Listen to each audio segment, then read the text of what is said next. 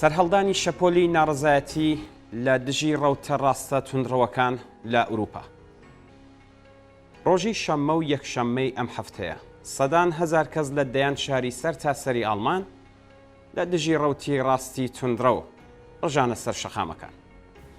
ئەم ناڕزایەتیانە لە ئاڵمان لە بنەڕەتدا ئامانجیان حیزبی فاشیستی ئەلترناتیڤ بۆ ئاڵمان و ئەو گروپە ڕاستە توندڕەوانەی ترەکە لە ساڵی ڕابردوودا چوونەتە ناو پارلەمانی ئەو وڵاتە.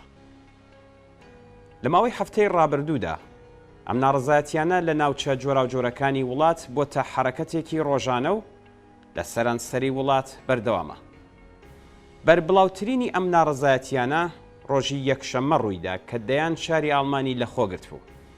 شارەکانی بەرلین، مونیخ، بریمەن، کۆڵن و فرانکفۆرت شاهدی شەپۆلی ناڕزایەتی خەڵکی شەریفی ئاڵمان بوون کە دروشمی نازیەکان بۆ دەرەوەیان بەرز کردبووە.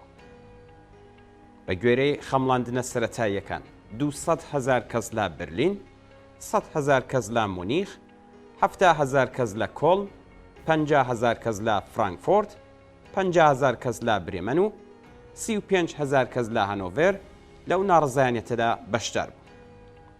ئەم ناڕزایەتیانە دوای بڵاوبوونەوەی بابەتێک لە میدیای لێکۆڵینەوەی کۆلێکتیڤی ئاڵمان لە 10 ژانویەدا دەستی پێکرد کە ناوەڕۆکی کۆبوونەوەیەکی نەهێنی گروپە ڕاستە توندڕەوەکانی لە شاری پۆتسدام لە نزیک بەرلین ئاشکرا کردبوو. لەو کۆبوونەوەیدا کە لە مانگی نوامبری ساڵی ڕابردوودا بەڕێوەچوو بوو، بەشداربووان باسییان لە دیپۆرتکردنەوە و دەرکردنی بە کۆمەڵی پەنابەران و تەنانەت ئەو کەسانەش کرد بوو کە ڕەگەزنامەی ئاڵمانیان وەرگرتووە. حیزبی ئەلتەرناتیڤ بۆ ئاڵمان لە ساڵی 2013دا وەک حیزبێکی ئۆپۆزیسیۆنی یەکێتی ئوروپا لەلایەن ئاکادمیست و ئابووری ناسانەوە پێکهێنرا، بەڵام هەر زۆر زوو بوو بە حیزبێکی دژە کۆچبەر و دامەزرێنەرە ڕەسەنەکانی دوورخستنەوە.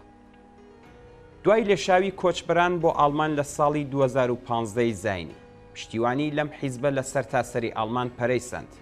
بەم شێوەیەش توانی بۆ یەکەم جار ساڵی 2017 بچێتە پارلەمانی وڵاتەکە و ببێتە حیزبێکی سەرەکی ئۆپۆزیسیۆن. بەڵام ئەوە تەنیا خەڵکی شەریفی ئاڵمان نین کە لە دژی ڕاستەوە توندڕەوەکان لەم وڵاتە ڕاپەڕیوە. لە کاتێکدا لە چەند ڕۆژی ڕابردوودا خۆپیشاندانی بەربڵاو لە ئاڵمان لە دژی گروپە ڕاستە توندڕەوەکان بەڕێوە دەچێت، لە فەڕەنساش پێشنیاری هەموارکردنەوەی یاسای کۆچبەری ئەو وڵاتە لەلایەن حکوومەتەوە شەپۆلێکی ناڕزایەتی وەڕێخستووە. هەرچەندە ئەم یاسا هەموار کراوە، چاوەڕوانی دەنگی کۆتایی ئەنجومەنی دەستورە کە بڕیارە ڕۆژی 25 ژانویە دەنگی لەسەر بدرێت، بەڵام سەرەڕای ئەوەش ئۆپۆزیسیۆن ڕژانە سەر شەقام و خوازیاری هەڵوەشانەوەی بوو. زیاتر لە 160 ڕێپێوان لە سەرانسەری فەڕەنسا لە ڕۆژی یەکشەممە 21 ژانویەدا پلانی بۆ دانرا و بەڕێوەچوو. گەورەترین خۆپیشاندان لە پاریس لە مەیدانی تۆرۆکاترۆ بەڕێوەچوو کە تێیدا دەیان هەزار کەس لە دژی ئەم یاسایە و لە دژی ڕاستڕەوەکانی ئەم وڵاتە دروشمیان دەدا. لە چەند ساڵی ڕابردوودا شاهدی ئەوە بووین کە بەشێک لە دەنگی دەنگدەرانی وڵاتانی ئوروپا بۆ حیزبە ڕاستڕەوەکان بووە، بە جۆرێک کە ئەو حیزبانەی پێشتر تا ڕادەیەکی زۆر گۆشەگیر و لە پەراوێزدا بوون لە وڵاتەکانی وەک مەجارستان، ئۆتریش، سوئێد، ئاڵمان، هۆلەند و فەڕەنسا چوونە ناو پارلەمانەکان و بوون بە فراکسیۆن گەلێکی بەهێزی ئۆپۆزیسیۆن. ئەم ڕەوتە هۆکارگەلێکی کۆمەڵایەتی و ئابووری ناسراوی هەیە. قەیرانی ئابووری ساڵی 2008 کاریگەریەکی زۆری لەسەر پێکهاتەی ئابووری وڵاتانی ئوروپا و ئەمریکادانا. ئوروپا هێشتا بە تەواوی لەژێر کاریگەری ئەو قەیرانە ڕزگاری نەبوو کە قەیرانی کۆڕۆناش دەستی پێکرد و ئەو هۆیەوە پاشەکشەی ئابووری هاتە ئاراوە و بووە هۆی پەرەسەندنی بەرچاوی بێکاری. شەڕ لە ڕۆژهەڵاتی ناوەڕاست و شەڕ و هەژاری لە ڕادەبەدەر لە ئەفریقا شەپۆلی کۆچکردنی بەرەو ئوروپا پەرەپێدا.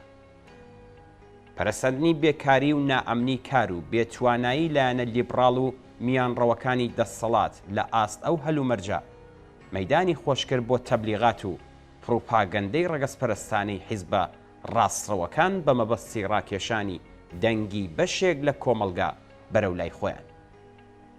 ئەگەرچی ئەم هەلومەرجە هێشتا بەردەوامە و مەترسی هەرچی زیاتر گەشەکردنی حیزب و ڕەوتەڕاست و پۆپۆلیستیەکان لە ئارادەیە، بەڵام نمونەی ئەوەی کە لە چەند ڕۆژی ڕابردوودا لە ئاڵمان و فەڕەنسە بینیمان نیشان دەدات کە ویژدانی وشیار و وەخەبەر هاتوو لە بەرامبەر ئەم شەپۆلەدا بێ هەڵوێست نابێت و مەیدانی تراتێنی ئەو لایەنانە درێژخایەن و پایەدار نابێت. ڕەوتی چەپ لە بوارە سیاسی و فەرەنگی و کۆمەڵایەتیەکاندا گەلێک لەوە بەهێزترە کە ئیزن بدات ئەو دەستکەوتە پێشکەوتن خواز و دموکراتیکانەی کە چینی کرێکار و بەشی پێشڕەوی کۆمەلگا زیاتر لە 150 ساڵ لە پێناویاندا خەباتیان کردووە بە هێرش و دەستدرێژی ڕەوتەڕاست و ڕەگەزپەرستەکان پێشێل بکرێت. ئەمەش واتە زەنگی بە ئاگا هاتنەوەی ئوروپا لە دژی ڕەگەزپەرستی و ڕاستە تونڕەوەکان لێدراوە.